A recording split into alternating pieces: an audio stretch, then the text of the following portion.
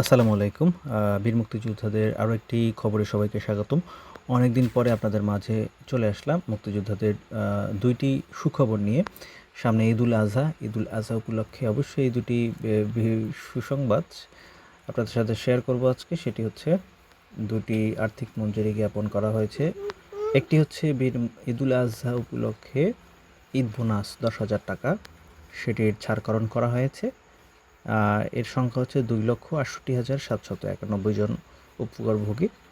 আজকে বরাদ্দ করা হয়েছে। শনিবার আজকে যদিও ব্যাংক বন্ধ থাকার কথা, কিন্তু বিশেষ আদেশে আজকে ব্যাংক খোলা ছিল। যাই হোক, তো আগামীকালকে রবিবার প্রত্যেকের অ্যাকাউন্টে চলে যাবে এবং সবাই কিন্তু ভাতা টাকাটি তুলতে পারবেন। এ হচ্ছে বিষয়। আর কোরবানির আর মাত্র ৩-৪ দিন বাকি। তো যাই হোক, অবশেষে ছাড়করণ করা হয়েছে দীর্ঘ প্রতীক্ষার পরে। তো দুটি খবরের আরেকটি খবর হচ্ছে অগ্রিম ভাতা। মে মাসের জন্য সর্বমোট ২,৬৮,৩৩৭ জন উপকারভোগীর অনুকূলে সম্মানী ভাতা বাবদ ৩৯২,৪৮,৩৩,৯৩১ টাকা বরাদ্দ মঞ্জুরি আদেশ জারি সংক্রান্ত এই নোটিশটি।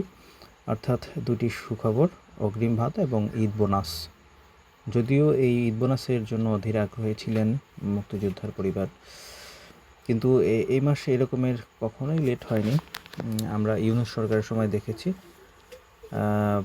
কোরবানির অন্তত প্রায় ১৫ দিন আগে উৎসব ভাতার টাকার ছাড়করণ করা হয়েছে, কিন্তু আমরা এখন এসে লক্ষ্য করলাম যে কেন এটা আসলে যে দেরি করা হয়েছে। আমরা হয়তোবা বাজেট ঘাটতি ছিল অথবা অন্য কোনো সমস্যা ছিল।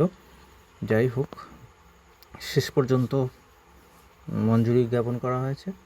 যাই হোক, আগামীকালকে অর্থাৎ ২৪শে মে আপনারা আপনাদের ব্যাঙ্ক অ্যাকাউন্টের মাধ্যমে অথবা কার্ডের মাধ্যমে আপনারা উৎসব ভাতা এবং বোনাসের টাকা এবং ভাতার টাকাটি তুলতে পারবেন। তো সবাইকে ধন্যবাদ ভিডিওটি শেষ পর্যন্ত দেখার জন্য। আল্লাহ হাফেজ।